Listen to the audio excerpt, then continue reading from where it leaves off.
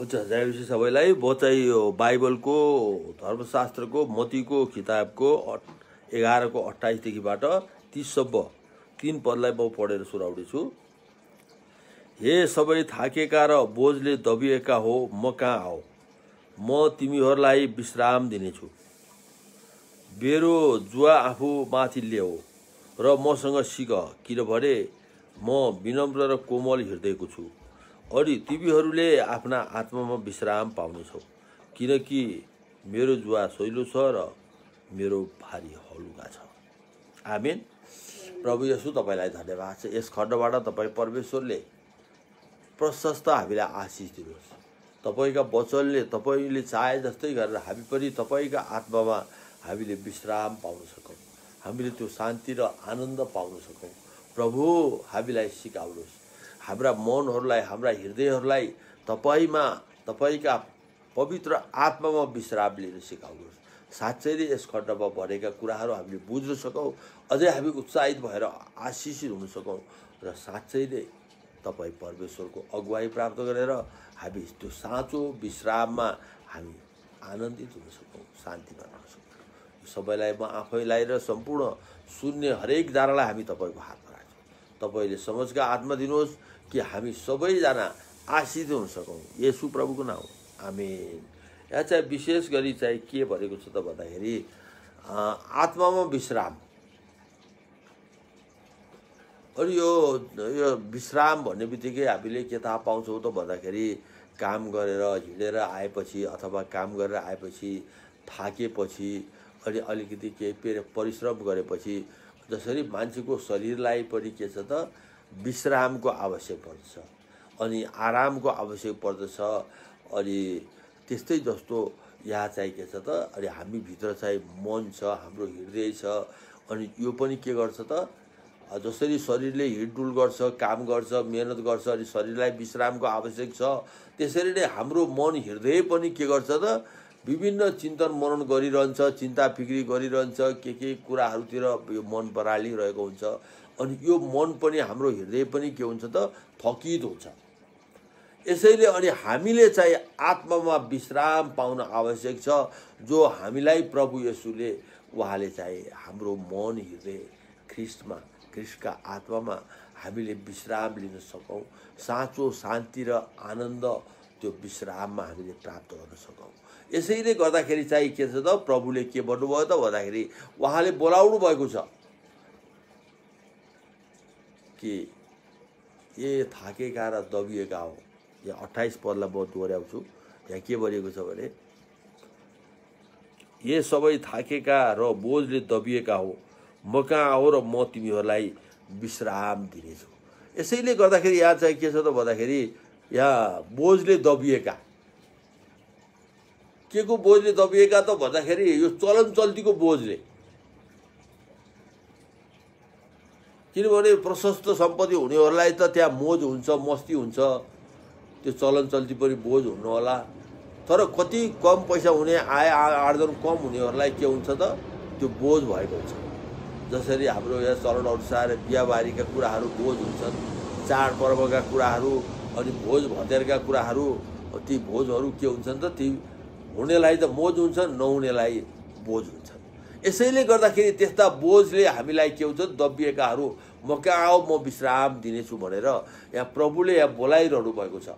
यसैले गर्दाखेरि हामी चाहिँ भित्रभित्रै हामी थाकेका, हामी बोझले दबिएका, अँटिएका, हामी कमजोर, दुःख पाएकाहरूलाई परमेश्वरले के भन्नुभएको छ त भन्दाखेरि म कहाँ आऊ, म तिमीहरूलाई विश्राम दिनेछु भनेर एउटा हामीलाई विश्राम लिने चौतारी जस्तै हाम्रो प्रभु भएर हामीलाई त्यो साँचो विश्राम।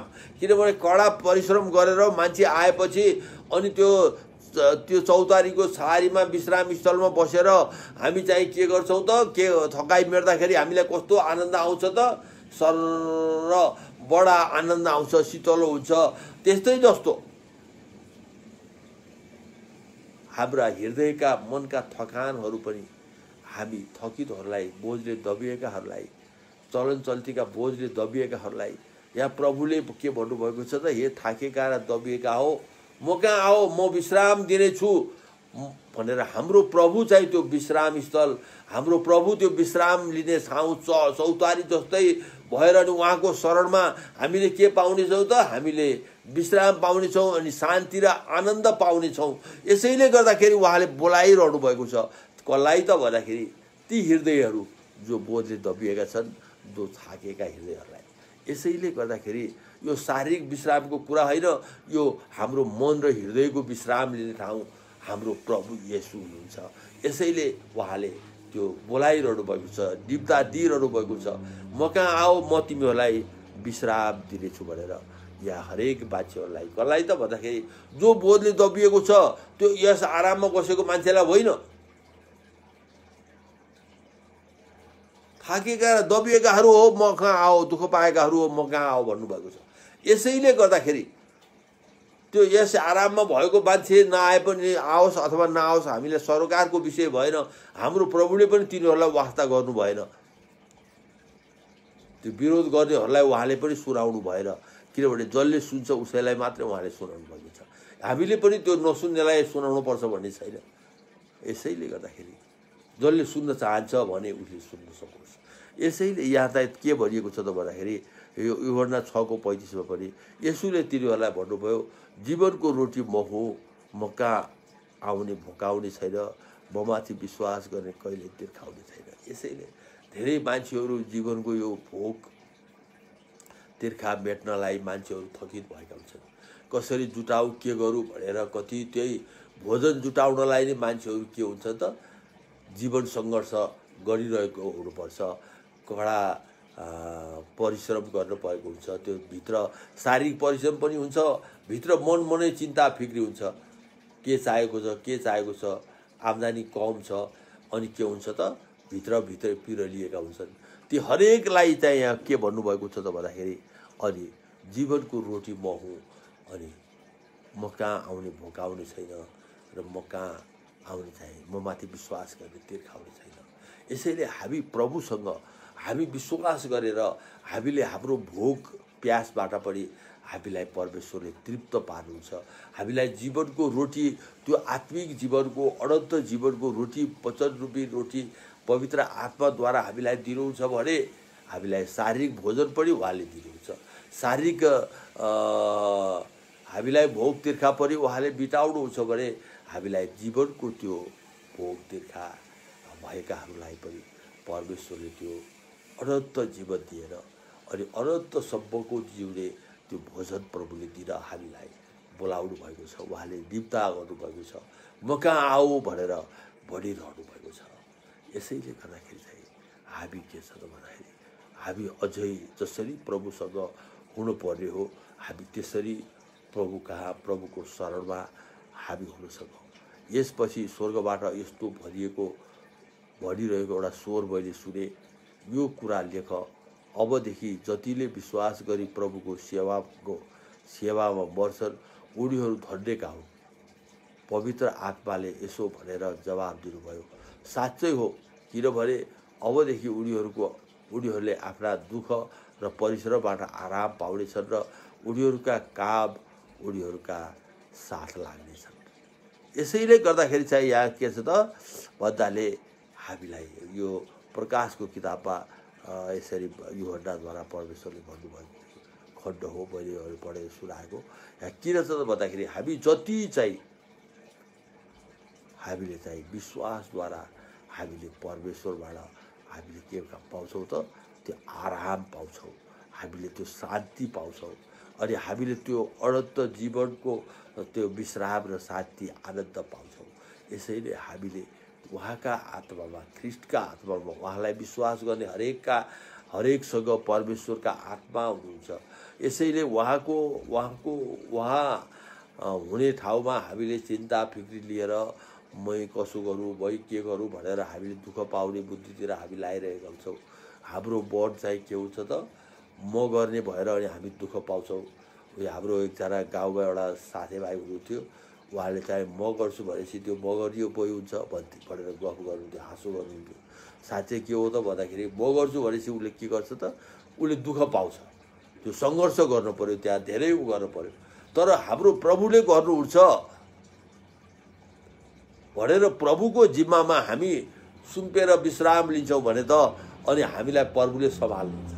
अनि कस्तो आनन्दको कुरा त, हाम्रो प्रभुले हामीलाई बोझहरू, हाम्रा सबै बोझहरू उहाँले सम्हालेर, यसैले बोझहरू उहाँमा बिसाएर उहाँको जसरी भरियाहरूले के गर्छन् त, पहिला पहिला चाहिँ अहिले त गाडीहरू आउने भए चले, पहिला पहिला भारीहरू लिएर लामो लामो यात्रामा मान्छेहरू हिँड्थे।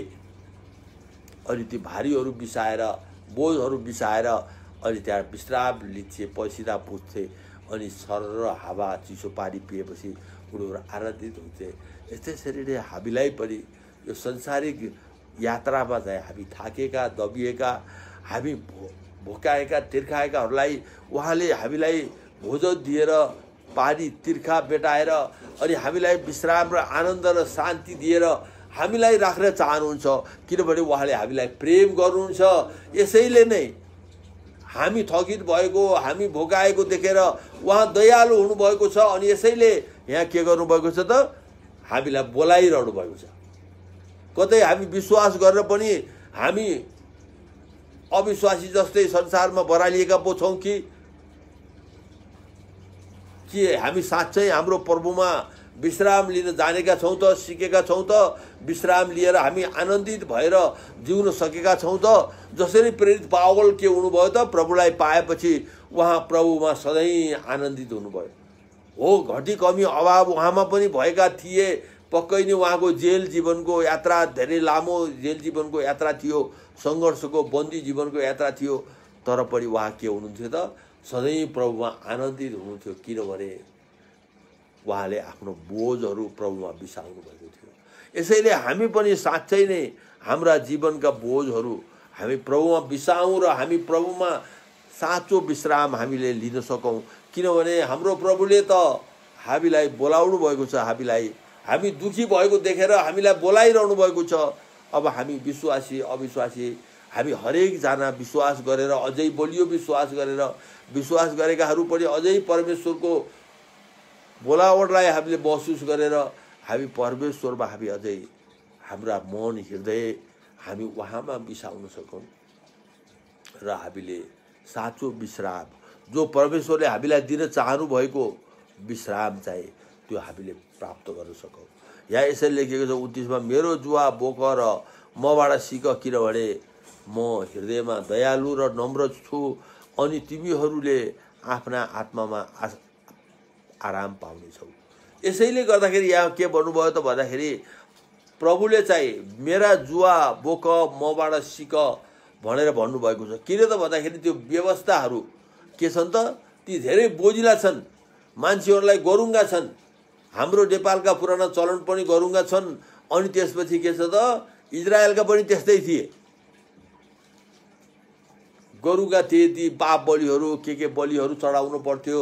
अनि त्यहाँ धेरै बोझिलाहरू थिए, चाहिएका चरणहरू पनि नेपालका, भारतका, अनि जस्तै इजरायलका पनि धेरै बोझिला चरणहरू। त्यो बोझमा दबिएकाहरू, अब घटी कमी भएका मान्छेहरू त त्यो बोझले पेलिएर धेरै दुःख भएर जीवन सङ्घर्षमा थाकेकाहरूलाई प्रभुले बोलाइरहनु भएको छ कि विश्राम लिनलाई उहाँमा हामीले आराम लिन सकौँ, उहाँमा हामी सिकेर उहाँबाट हामीले के छ त, साँचो विश्राम, म आत्मामा विश्राम पाउनेछौ भनेर भन्नुभएको छ।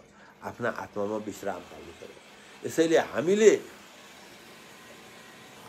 भित्र आत्मामा हामीले विश्राम लिने, जो हाम्रो आत्मा ख्रिस्ट हुनुहुन्छ, जो हाम्रो जीवन ख्रिस्ट हुनुहुन्छ, हामीले उहाँमा नै हामीले विश्राम लिने स्थल कहाँ रहेछ त, भित्र हाम्रो आत्मामा जहाँ ख्रिस्ट हुनुहुन्छ त्यही हाम्रो मन हृदयले विश्राम लिनुपर्नेछ। यसैले गर्दाखेरि हामीले चाहिँ के छ त, तिमीहरूले आफ्नो आत्मामा विश्राम पाउनेछौ। विश्राम लिने ठाउँ, हाम्रो मन हृदय बिसाउने ठाउँ कहाँ रहेछ त, संसारमा डुलाएर चाहिँ कहीँ यो मन हृदयले विश्राम पाउँदैन। हाम्रो मन विश्राम पाउने ठाउँ त हामी विश्वासीहरूको हृदयमा ख्रिस्ट हुनुहुन्छ, उहाँ ख्रिस्टमा हामीले, उहाँमा हामीले हाम्रो आत्मा परमेश्वर हुनुहुन्छ। यसैले उहाँमा हामीले विश्राम लिएर हामीले साँचो विश्राम, त्यो अनन्तको विश्राम हामीले प्राप्त गर्न सकौँ। यसैले यहाँ तल गएर भनिएको छ, ये सियोनकी छोरी खूब रमाऊ, ये यरुशलेमकी छोरी जोडसित कराऊ। हेर तिम्रा राजा तिमी कहाँ आउँदै हुनुहुन्छ। उहाँ धर्मात्मा र मुक्तिदाता हुनुहुन्छ। उहाँ भला हुनुहुन्छ र गधामाथि अर्थात् गधाको बच्चा एउटा बछेडामाथि सवार भएर उहाँ आउँदै हुनुहुन्छ। जकरिया 9:9। यहाँ के छ त, परमेश्वरले चाहिँ परमेश्वर प्रभु येशू यरुशलेममा सवार भएको कुरा खण्डलाई यो यिर्मया जकरियाले धेरै वर्ष अगाडि, हजारौँ वर्ष अगाडि बोलेको अगमबाडी। अनि उहाँ प्रभु आएर अनि यरुशलेममा प्रवेश गर्दाको त्यो यात्राको खण्ड चाहिँ त्यो पुरा भएको छ यहाँ।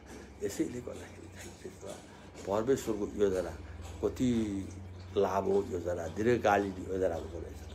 अनि त्यसरी त्यो के त, हामी दुःख पाएकाहरूलाई चाहिँ परमेश्वरले आराम दिने, विश्राम दिने उहाँको योजना, हामीलाई चाहिँ त्यो जीवन दिने, हामीलाई सुख शान्ति दिने परमेश्वरको योजना। परमेश्वरका योजना कति असल योजना छन् त। यसैले हामी उहाँको त्यो योजनाभित्र परेर हामीले उहाँमा साँचो विश्राम लिन सक्नु के हो त, त्यो हाम्रो कुरा हो। यसैले हामी अझै जसरी हामीले विश्वास गरेर धेरै वर्ष बितायौँ परमेश्वरको सङ्गतिमा, अब साँच्चै हामीहरू मन र हृदय हामी हाम्रा ख्रिस्टका आत्मामा हामीले विश्राम बिसाएर हामीले दुःखहरू, हाम्रा तकलिफहरू, हाम्रा चिन्ता फिक्रीहरू, हाम्रा सबै बोझहरू, हामीले मानसिक बोझहरू हामीले प्रभुमा बिसाएर हामी प्रभुमा के गरौँ त, हामीले साँचो विश्राममा हामी आनन्दित हुन सकौँ, उहाँमा विश्राम लिन सकौँ। 30 पदमा त्यही भनेको छ, हेर मैले हालिदिने जुवा सजिलो छ र मैले बोकाइदिने भारी हलुका छ। किनभने हाम्रो प्रभुले हामीलाई त्यो मोसाले दिएको, इजरायलमा पनि के थियो त, मोसाले दिएको व्यवस्था इजरायलीहरूलाई बोझ भएको थियो। उनीहरूले पालन गर्नै सकेका थिएनन्, उनीहरूले कहीँ न कहीँ चुके। यसैले गर्दाखेरि चाहिँ के त, त्यो बोझिलो भयो। अनि जस्तै विभिन्न धर्मका व्यवस्थाहरू छन्, यो गर्नुपर्छ, ऊ गर्नुपर्छ, यो नगरे पाप हुन्छ, यो गर्नुपर्छ, तर मान्छेहरूले त्यो कोही पनि गर्न सकेका छैन। एकातिर गर्दै जान्छन्, अर्कातिर भुल त्रुटि गरिरहेका छन्।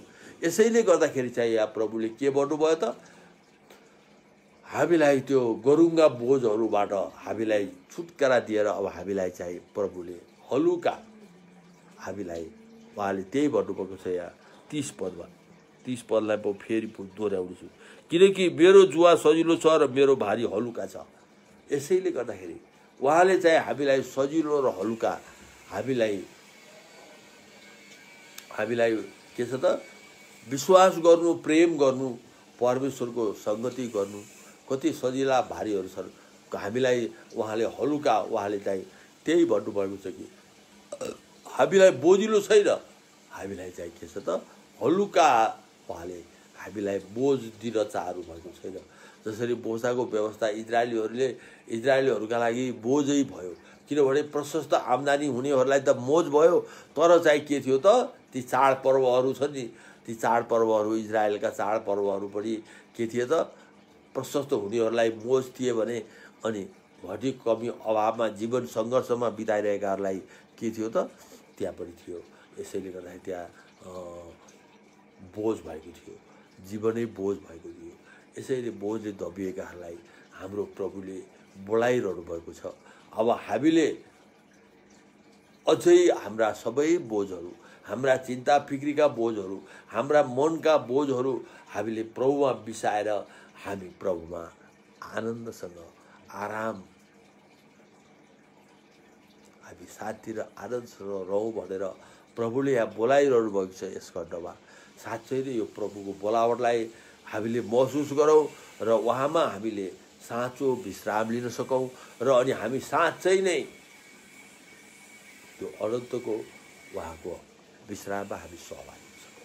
आमेन, आमेन। हुन्छ।